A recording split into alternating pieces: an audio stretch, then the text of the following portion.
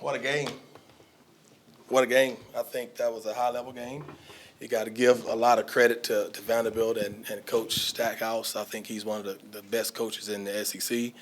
Again, he runs 1,000 sets, and they run 1,000 sets well. I thought our guys showed what competitive greatness, striving for competitive greatness is, to be at your best when your best is needed. And in the gut of the game, we found ways to make plays both offensively and defensively to get the job done. That's what fighting through adversity is. And so our locker room is in a good place right now, and we're looking forward to get to New York and compete for a championship. Adam? Coach, your team was down 10 early in the second half, Yep. down 9 late in the second half. Yeah. What do you make, and you just touched on adversity and responding to it, but what do you make of how they were able to recover from those spots and finish this game the way that they did? I'm not surprised at all because that's the type of guys we have in our locker room. All right, we don't have quitters. We don't have guys that hang their head and want to stop playing.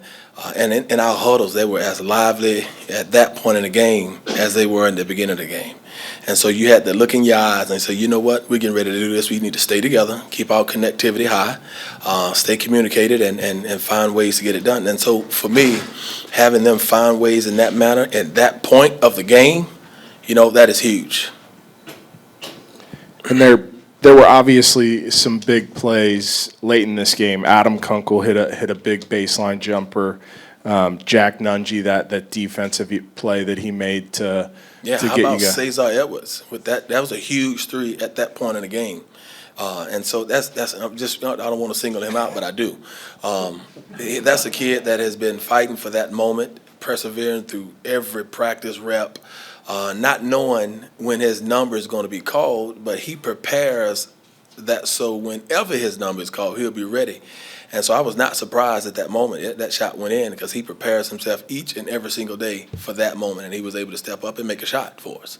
And there were stretches in this game where it seemed like you guys struggled to get stops, but you look at the final stats, Vanderbilt didn't make a field goal for the final 3 minutes in this game. What changed there late? What allowed you guys to get the job done in that regard? Just keep fighting, keep putting one foot in front of the other. Just because something don't work for a possession or two, that don't mean our coverage doesn't work. We got to probably have small tweaks, but we'll do what we do program. That's what we believe in. We got full belief in what we do as a system, a full belief in one another, and that's what we did. We persevered, just kept going, putting one foot in front of the other. That's what fighting through adversity is.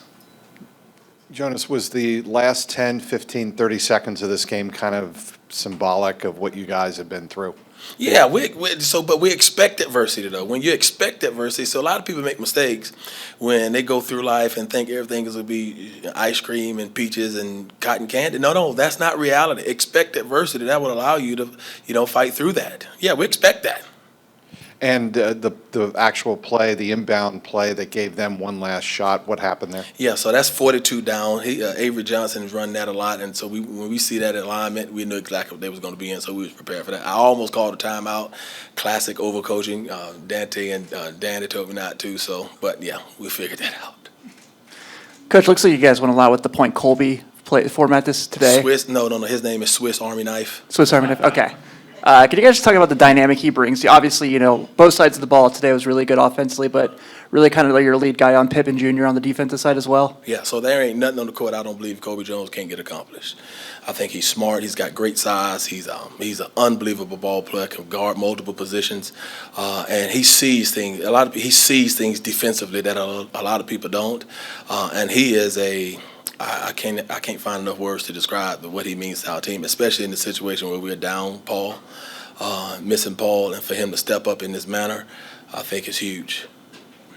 And then you had a stretch in the first half where you went to Deontay for about 5 minutes or so. Was that just a size factor, or was there something you saw in the matchup? So that's another kid like Cesar. He prepares every single day that whenever his number is called, he'll be ready. And he had a stretch in there where he made a difference. And so a lot of people won't look at his numbers and he only had 4 minutes and 53 seconds. Without those 4 minutes and 53 seconds, we probably wouldn't have won the game. We won by 2 points. And I think he had as big an impact on this team as Kobe did. And my last one before I pass it on. So the last 2 games, obviously, Zach's come off the bench. Can you kind of talk about the spark he's given you guys in that role? That's Zach Fremantle. That's what he's capable of. I'm not surprised by that either. That's Zach Fremantle from Teaneck, New Jersey. You know, that's him. I'm not surprised by it at all. One more question. He relishes that role too. I love that. One more from me, Jonas, about the reward of going back to New York City, back to Madison Square Garden, and like you said earlier, fighting for a championship. What does it mean for these guys? What does it mean for the coaching staff? Yeah, so we have the most sour of taste in our mouth right now. So we cannot. I wish we could go up there tomorrow. This whole NIT started with the mindset of going up there and winning a championship, and we will let nobody diminish that accomplishment, having a chance to win a championship. Nobody can diminish that from us. Take that from us. There were obviously a lot of really important plays in this game, especially late. I was curious, though, about tied 72-72. I think there's just a little more than a minute left, and Adam Kunkel makes that drive and finishes it off. What was the plan there? Was that ad-libbed, or is that the look that you wanted to get? That was a look, but, you know, Adam Kunkel's middle name is ad-lib. And so he reads the defense, but he's able to make plays. But again, we got confidence in our guys. We want our guys to be aggressive, but we want to be smart aggressive. I think the adjustment from game, you know, the last game we played to this game, we cut our turnovers by 8, right? And so it's one thing to be aggressive, but it's also smart aggressive. And so in that moment, you give Adam Kunkel the leeway or the license to make plays, but also understand how the defense is guarding. So I'm good with that.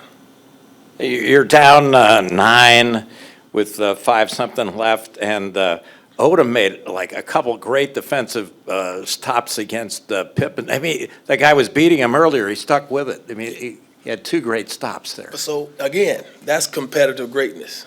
I define competitive greatness as being at your best when your best is needed, regardless of how you started a game, how you played in the first 10 or 15 minutes. In the gut of the game, the moment of truth, to be at your best when your best is needed, that's what DeJuan Odom gave us during that moment. How many looks did you run at Pippen's? Yeah, I can't even count. I mean, hell, excuse my language, I didn't mean to say that, but we tried to change defenses, and he still had 28 points against us. We cut him down, I think, 9 points the second half. So that's a huge win for Xavier. Can you talk about the team's reaction to Jack's dunk in the first half on the fast break? I'm still lightheaded over that. Unbelievable. That gave us a huge lift. Our crowd was amazing, you guys. I'm telling you, it's something special. Thanks, guys. All right. Thank you, guys.